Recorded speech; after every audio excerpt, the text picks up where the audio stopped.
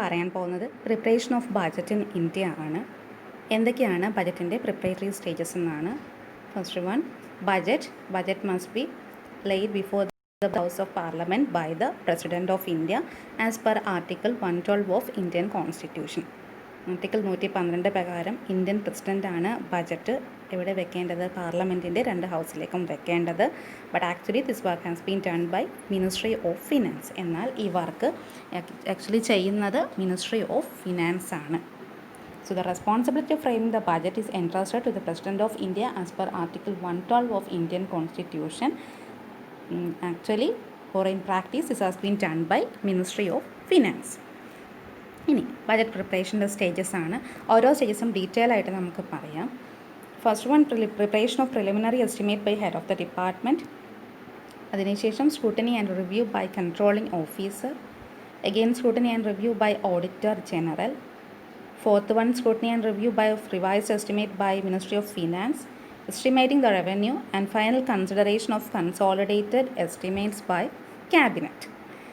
ഓരോ ഘട്ടമായിട്ട് പറയാം. ആദ്യത്തത് preparation of preliminary estimates by head of department. Finance ministry എല്ലാ ജൂലൈയിലും ഒരു സ്കെൽട്ടൺ ഫോം സപ്ലൈ ചെയ്യും. ആ സ്കെൽട്ടൺ ഫോമിൽ 4 കാര്യങ്ങളാണ് ചോദിച്ചിരിക്കുന്നത്. Actuals for the previous year, sanctioned estimates for the current year, revised estimates for the current year and budget estimates for the next year. 4 column ഉണ്ടാകും. Actuals for the previous year എന്ന് പറയുമ്പോൾ കഴിഞ്ഞ വർഷം ചിലവായ amount എത്രയെന്ന് പറയണം. Sanctioned estimates for the current year എന്ന് പറയുമ്പോൾ ഈ വർഷത്തെ എത്ര എമൗണ്ട് ബജറ്റിൽ അനുവദിച്ചിട്ടുണ്ട്. നിങ്ങളുടെ കൺഫ്യൂഷൻ മാറാൻ പറയാം. 2020 സ്കെൽട്ടൺ ഫോം സപ്ലൈ ചെയ്യുന്നതെങ്കിൽ ജൂലൈയിൽ സപ്ലൈ ചെയ്യുകയാണെങ്കിൽ അത് 2021 ബജറ്റിന് വേണ്ടിയിട്ട് ഉള്ളതാകണം. അവതരിപ്പിക്കുന്നത് 2020 തന്നെ ബജറ്റ് അല്ല, 2021 അങ്ങനെ വരുമ്പോൾ 2019 ആക്ച്വൽ എമൗണ്ടാണ് അവർ ചോദിക്കുന്നത്. സാങ്ഷൻഡ് എസ്റ്റിമേറ്റ്സ് എന്ന് പറയുമ്പോൾ 2020 എത്ര രൂപ അനുവദിച്ചിട്ടുണ്ട്. റിവൈസ്ഡ് എസ്റ്റിമേറ്റ്സ് എന്ന് പറയുമ്പോൾ 2020 തന്നെ എത്രമാത്രം ചിലവായിക്കൊണ്ടിരിക്കുന്നു. Revised estimates for the current year. ഇനി അടുത്ത വർഷത്തേക്ക് എത്ര രൂപ വേണം. So actuals of the previous year എന്ന് പറയുമ്പോൾ കഴിഞ്ഞ വർഷം ചിലവായ കണക്ക്, ഈ വർഷം എത്ര രൂപ ബജറ്റിൽ അനുവദിച്ചിട്ടുണ്ട്. Sanctioned estimates for the current year. മൂന്നാമത് revised estimates for the current year എന്ന് പറയുമ്പോൾ ഇനി എത്രമാത്രം തുക ഈ വർഷം വേണം. നാലാമത് budget estimates for the next year. അതങ്ങനെ 4 കോളം ആ ഫോമിലുണ്ട്. അത് ഫില്ല് ചെയ്യണം. ജൂലൈ ആദ്യവാരത്തോടനുബന്ധിച്ചാണ് ഫിനാൻസ് മിനിസ്ട്രി ഈ ഫോം സപ്ലൈ ചെയ്യുന്നത്. ഇതിനെയാണ് preparation of preliminary estimate by head of the department എന്ന് പറയുന്നത്.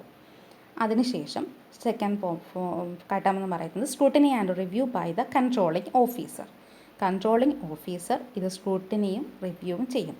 അതായത് ഹെഡ് ഓഫ് ദ ഡിപ്പാർട്ട്മെൻറ്റ് ഒന്നും കൂടി ഈ ഫോം അനലൈസ് ചെയ്ത് കൃത്യമായി പരിശോധിച്ചിട്ടാണ് അടുത്ത ഘട്ടത്തിലേക്ക് ഇത് അയക്കുന്നത്. അതാണ് നമ്മൾ scrutiny and review by the controlling officer എന്ന് പറയുന്നത്. The head of the department will analyse this form. അടുത്ത ഘട്ടമോ scrutiny and review of this form by auditor general. എല്ലാ ഡിപ്പാർട്ട്മെൻറ്റിൻ്റെയും ഫോം ഒന്നിച്ച് ഓഡിറ്റർ ജനറൽ ഒന്നും കൂടി സൂക്ഷ്മമായി പരിശോധിക്കും. The auditor general will scrutiny and review all the forms given by the departments and suggest necessary modifications. ആവശ്യമുള്ള ചേഞ്ച് വേണമെങ്കിൽ അത് പറയുകയും ചെയ്യും. ആരാണ്? Auditor general. അതിനെയാണ് നമ്മൾ scrutiny and review of estimates by auditor general എന്ന് പറയുന്നത്. അതിനുശേഷമോ ഇതെത്രയും കഴിയുമ്പോൾ it will again scrutinized and review by ministry of finance. Finance minister വീണ്ടും ഇതെല്ലാം ഒന്നും കൂടി വെരിഫൈ ചെയ്യും. അപ്പം ഹെഡ് ഓഫ് ദ ഡിപ്പാർട്ട്മെൻറ്റിൽ തുടങ്ങി ഓഡിറ്റർ ജനറൽ, പിന്നെ ഇവിടെ ഫിനാൻസ് മിനിസ്ട്രി വരെ ആ ഫോം ഇങ്ങനെ സ്ക്രൂട്ടനിയും റിവ്യൂവും അനലൈസും ചെയ്തുകൊണ്ടേ ഇരിക്കും. അപ്പോഴേക്കും ജൂലൈ കഴിഞ്ഞിട്ട് ഡിസംബർ വരെ ആയിരിക്കും. അതിനുശേഷം ഫിനാൻസ് മിനിസ്റ്റർ എന്ത് ചെയ്യും? He will estimate the revenue after analyzing all the forms given by the departments. He will compare the income and expenditure with the previous year's income and expenditure. and as after comparing and analyzing all the revenue and expenditure of the government, a draft budget will be prepared. Finance minister കഴിഞ്ഞ വർഷത്തെയും ഈ വർഷത്തെയും കണക്കുകളെല്ലാം ഒന്ന് compare ചെയ്യും. അതിനുശേഷം വേണ്ട changes എന്തെങ്കിലും വേണമെങ്കിൽ അത് suggest ചെയ്യും. ഇപ്പം ഇൻകം ടാക്സ് കൂട്ടണമെങ്കിൽ അത് പറയും. അതാണ് വേണ്ട ചേഞ്ചസ് എന്തൊക്കെയാണെന്ന് പറയും. അങ്ങനെ ബജറ്റ് ഡിവിഷൻ, മിനിസ്ട്രി ഓഫ് ഫിനാൻസിലെ ബജറ്റ് ഡിവിഷൻ ഇതനുസരിച്ച് ഒരു ഡ്രാഫ്റ്റ് ബജറ്റ്, ബജറ്റിൻ്റെ ഒരു കരട് രൂപം, അതെല്ലാ കാര്യങ്ങളും അത്യാവശ്യമുണ്ട്. പിന്നെ അതൊരു ഫെയർ കോപ്പി, റഫ് കോപ്പി എന്ന് വേണം നമ്മൾ പറയുന്നത് പോലെ, റഫ് കോപ്പി എന്ന് വേണമെങ്കിൽ നമുക്കതിനെ വിളിക്കാം, അത് തയ്യാറാക്കി എടുക്കും.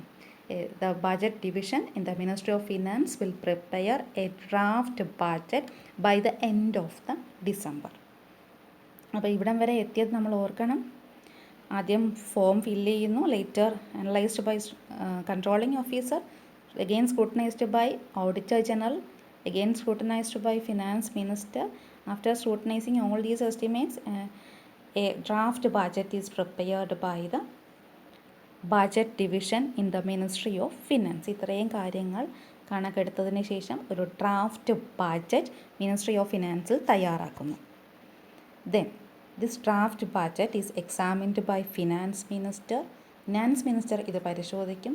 Then he discuss it with prime minister. Prime minister ഇത് നോക്കും.